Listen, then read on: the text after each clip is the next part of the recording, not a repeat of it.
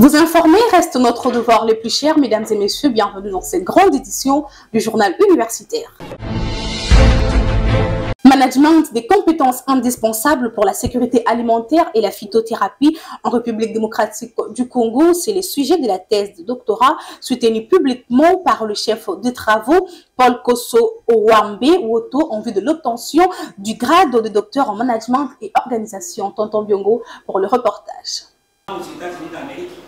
C'est devant le membre du jury composé des éminents professeurs que le chef des travaux Paul Kosso Owambe Woto a soutenu publiquement sa thèse de doctorat intitulée « Management des compétences indispensables pour la sécurité alimentaire et phytothérapie en RDC » dans le domaine de l'administration publique au réseau de l'université internationale. D'entrain de jeu, les récipiendaires a fait savoir au jury que les compétences managériales transforment la vie, créent la prospérité et favorisent l'inclusion sociale. En soulevant les problématiques que connaissent les services publics compétents en matière de la sécurité alimentaire et phytothérapie, notamment dans le ministère de l'Agriculture, Santé publique, Industrie, OCC, dans le Programme national de nutrition et à l'Institut national d'études et recherches agronomiques. L'Impétron relève un manque de compétences managériales et des connaissances d'esprit associatif, des respects des tests légaux et réglementaires dans l'appropriation de nouvelles techniques et technologies. Cette étude démontre aussi l'insuffisance des managements, des compétences et des connaissances dans l'administration de l'État congolais. Après avoir convaincu le jury par le jeu de questions-réponses, les récipiendaires a reçu avec mention la grande distinction après débat et délibération à huis clos par les membres du jury. Monsieur Kosso Owambe Woto, vous êtes à partir d'aujourd'hui déclaré docteur PhD en philosophie, option, management et organisation. Diplôme, toge, lui ont été remis par le professeur Diamboangui Diafuila, président du jury. Et l'heureux du jour n'a pas manqué de placer un mot en ces termes. Entre les producteurs appelés vendeurs et les acheteurs appelés consommateurs, il existe le jeu de double gagnant. Très souvent ici, le consommateur est toujours perdant. Il perd son argent et il perd sa santé.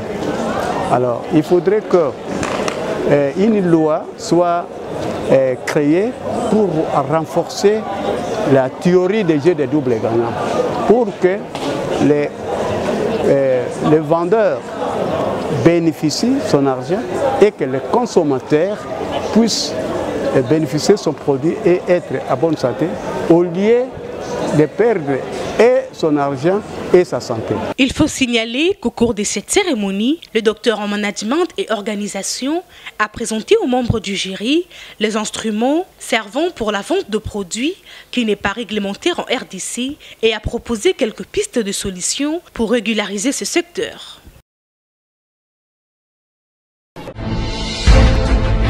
La délégation facultaire d'économie et développement de l'Université catholique du Congo a organisé la cérémonie des plantations d'arbres à l'UCC, campus écologique de Mongafula, une cérémonie tenue à l'occasion de la Journée mondiale de l'environnement. Martin Tissambou et Blaise Bouchard pour plus d'explications. Dans l'objectif de sensibiliser et mettre en lumière les actions en faveur de l'environnement, les étudiants de la faculté d'économie et développement de l'Université catholique du Congo, accompagnés de leurs doyennes, du secrétaire général administratif, du secrétaire facultaire et d'autres partenaires, ont procédé au reboisement à travers les sites universitaires. Ceci à l'occasion de la célébration de la Journée mondiale de l'environnement. Dans leur allocution, faite pour la circonstance, les secrétaires général administratifs, les secrétaires facultaires, la professeure Juliette Alenda sont revenus sur l'importance de cette cérémonie qui se concentre sur la restauration de la terre, la désertification et surtout la résilience à la sécheresse. Pour sa part, Michel Lokia, délégué facultaire, a réaffirmé leur engagement de protéger l'environnement et de la préserver pour les générations futures. Après ces mots, l'heure était à la plantation des arbres sur les sites de l'UCC campus écologique de Mongafula. L'environnement est la base de notre existence.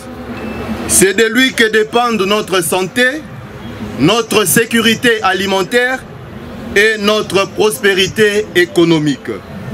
Pourtant, nous constatons avec inquiétude les dommages causés à notre environnement par les activités humaines telles que la déforestation, la pollution, l'épuisement des ressources naturelles, etc. Il est temps d'agir pour inverser cette tendance. C'est pourquoi nous sommes réunis ici aujourd'hui pour planter les arbres. Les arbres jouent un rôle essentiel dans la lutte contre le changement climatique.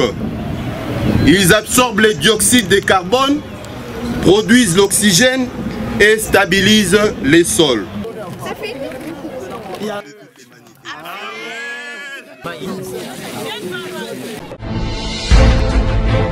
2014-2024, 10 ans déjà, jour pour jour, depuis la sortie officielle de la structure dénommée Dynamique Femmes UCC. À cette occasion, une conférence débat a été organisée par son commissaire général sur l'historique de la Dynamique Femmes UCC 10 ans après défis et perspectives. Ceci dans le but non seulement de commémorer cette date, mais également de sensibiliser les jeunes étudiants sur les défis majeurs lancés à la femme intellectuelle. Tonton Biongo, c'est cet élément. C'est par les mots des circonstances de la commissaire générale de la Dynamique Femmes UCC qu'a débuté cette conférence débat organisée en marge des 10 ans d'existence de la dite structure. D'entrain de jeu, la sœur Clémentine a présenté l'historique et la structure Dynamique Femmes en soulignant les éléments motivateurs des étudiants de l'UCC à une participation active à la vie académique ainsi qu'au développement de son leadership. La Dynamique Femmes UCC s'inscrit dans une mission noble qui est celle de mobiliser les étudiants pour leur participation active dans la vie estudiantine, notamment dans la prise des responsabilités à l'université, a-t-elle conclu. À son tour, Madame Rosie Koukila a parlé des perspectives d'avenir de la femme de l'UCC d'hier et d'aujourd'hui, en invitant l'assistance à la prise de conscience et la détermination dans la vie. Après échange entre les orateurs et l'assistance, Madame Noéla Massélé, commissaire générale de la Dynamique Femmes UCC, a souligné ce qui suit. En vrai, nous avons réalisé que la Dynamique Femmes UCC a eu à récolter beaucoup de fruits pendant ces 10 ans. La lutte continue, mais pendant la lutte, nous avons quand même eu à réaliser quelques visions de la Dynamique Femmes UCC. Dans l'Université catholique du Congo, on trouvait moins de femmes dans des postes tels que de CP, tels que délégués, et surtout dans les présidences. Mais actuellement, nous avons beaucoup de fruits à récolter parce que nous avons actuellement des femmes qui sont de CP, nous avons actuellement des femmes qui sont des délégués, nous avons actuellement des femmes qui se retrouvent. Surtout, il y a une femme qui est présidente à la tête du conseil des étudiants. C'est une fierté pour la Dynamique Femmes UCC et cela nous pousse, ça nous encourage à apporter encore un plus au sein de la société, surtout nous qui finissons les universités et aussi nous qui sommes déjà dans des sociétés. Nous devons apporter aussi nos apports, nous devons aussi contribuer, nous ne devons pas seulement se limiter à être femmes, mais nous devons aussi être femmes modèles et contribuer au sein de la société. Ça sera vraiment une fierté pour nous. Il faut signaler que la commissaire générale du Dynamique Femmes UCC a octroyé un trophée au premier comité de cette structure et bien avant, une lettre d'action des grâces a été dite pour rendre gloire à Dieu pour les 10 ans après la mise en place de cette structure de manière officielle.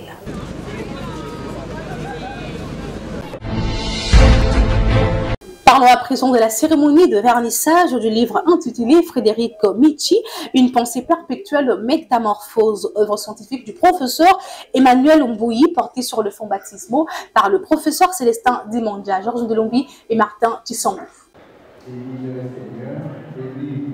Il est un nouveau-né dans les bibliothèques congolaises, ces livres de 199 pages subdivisés à 4 chapitres. Cette œuvre purement scientifique, produite avec flexibilité de façon très philosophique par le professeur Emmanuel Mbouyi, vient d'être mise à la disposition des scientifiques congolais à travers cette cérémonie de son vernissage. De prime abord, le recteur de l'Université catholique du Congo, professeur Abbé Léonard Santedi, a salué de vive voix cet apport scientifique intitulé Frédéric Nietzsche, une pensée en perpétuelle métamorphose, en soulignant qu'aborder la pensée de Nietzsche demande une intelligence soutenue et une recherche scientifique assidue, et ces livres participent au rayonnement de l'UCC, a-t-il souligné. Aborder la pensée de Nietzsche demande une intelligence soutenue et une recherche scientifique assidue, je dirais même passionnée, au sens latin de passion,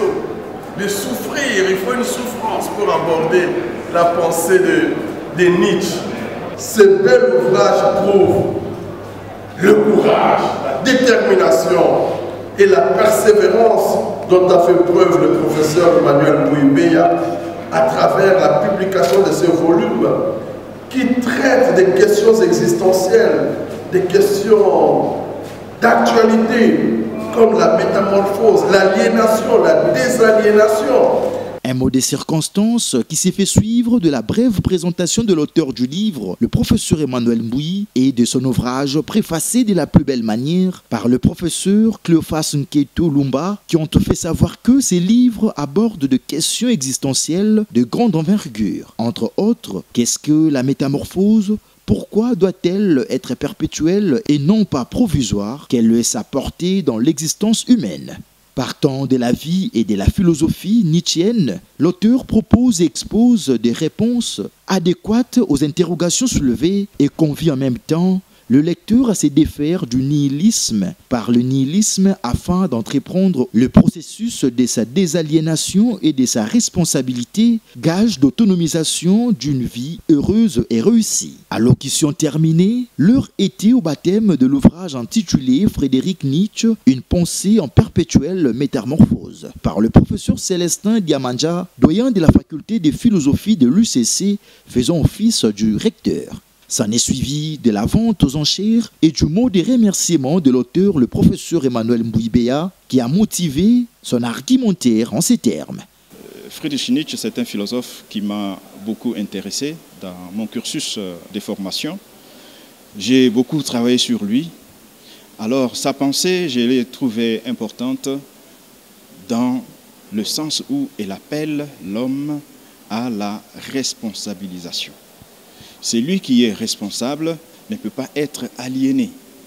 Donc, dans mon livre, il y a des questions existentielles, des métamorphoses, d'aliénation, des désaliénations et des responsabilisations qui sont traitées là-dedans. Alors, nous appelons donc l'homme à se désaliéner en se métamorphosant et aussi à prendre sa responsabilité entre ses mains. Qui commence bien finit bien, dit-on, c'est par la prière que s'est clôturée cette cérémonie. L'Institut supérieur des sciences de santé de la Croix-Rouge a organisé une matinée scientifique ayant comme thème le rôle du laboratoire de biologie médicale dans la lutte contre la résistance aux antimicrobiens. Objectif, éveiller la conscience des scientifiques sur ces fléaux, une activité qui a eu lieu au sein de cet établissement. Gérès Landou signe cet élément. C'est par le mot du représentant du président provincial de la Croix-Rouge et celui du directeur général de cette institution qu'a débuté cette matinée scientifique organisée par l'Institut supérieur des sciences de santé de la Croix-Rouge dans sa filière de biologie avec comme thème le rôle du laboratoire de biologisto-médical dans la lutte contre la résistance aux antimicrobiens. Une activité organisée à l'occasion de la journée internationale de la biologie médicale célébrée chaque 15 avril de l'année. Dans son allocution, le premier vice-président national du Conseil national des biologistes médicaux et techniciens de laboratoire de la République démocratique du Congo, le chef des travaux Sabin Bangamonzo est revenu sur l'importance de la journée tout en passant en revue l'historique de la profession d'un biologiste médical. Nous avons organisé cette activité à l'occasion de la célébration internationale de la biologie médicale qui se tient le 15 avril de chaque année. Et chez nous à l'Institut, évidemment ça a été déjà célébré au sein de la corporation, mais à l'Institut on n'a pas croisé les bras. Comme nous formons également les biologistes médicaux et les techniciens, et c'est pourquoi on a tenu cette matinée aujourd'hui. Vous allez constater, vous et moi, surtout dans notre ville de Kinshasa, la pratique de l'automédication est devenue courante.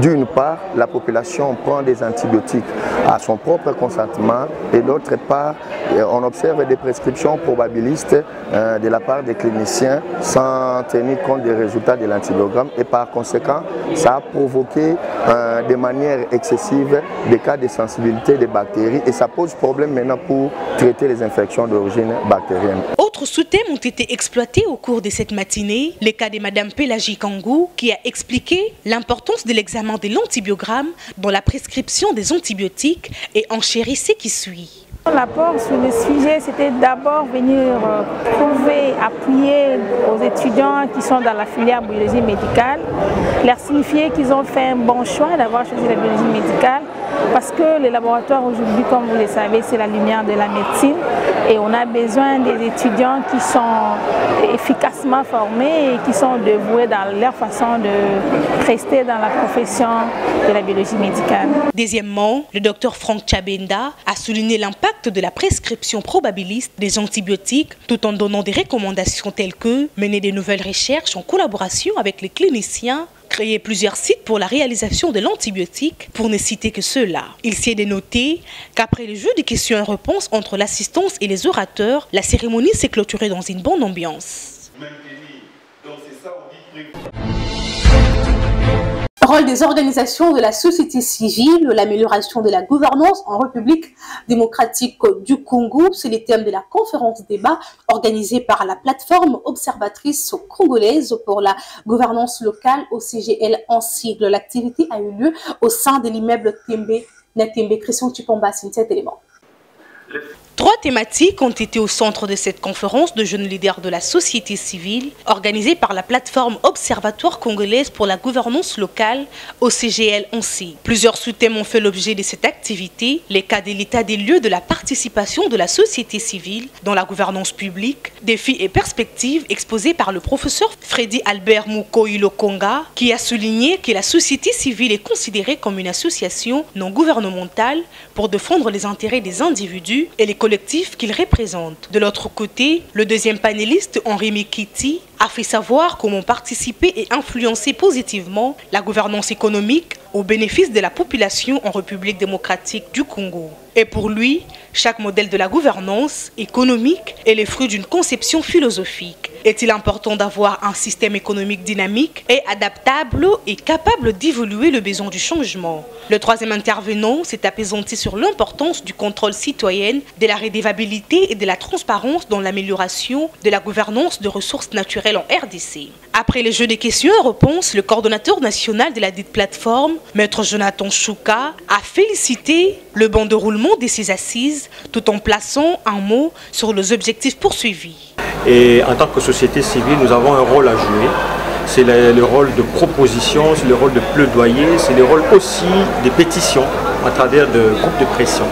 Alors il fallait réfléchir avec les acteurs de la société civile pour voir comment nous pouvons nous organiser afin d'aider l'État, afin d'aider les gouvernants à pouvoir améliorer leur action publique. En tout cas, je remercie notre partenaire, la Fondation Friedrich, qui a accompagné l'organisation de cette conférence.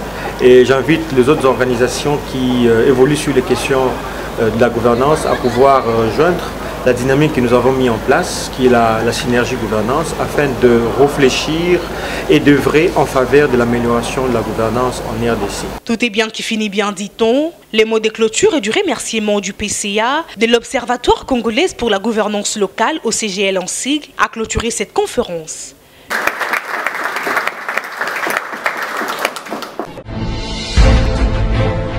Mesdames et messieurs, nous sommes arrivés à la fin de cette grande édition du journal universitaire. Si vous l'aviez aimé, dites merci à Exaucé Mapanga qui était derrière la caméra, assisté par Cosma Longue, la réalisation de Emmanuel Lema, toujours sur la coordination de l'honorable André Mouchongo Machara. Quant à moi, je vous dis au revoir et bon suite de programme sur mes chaînes partenaires.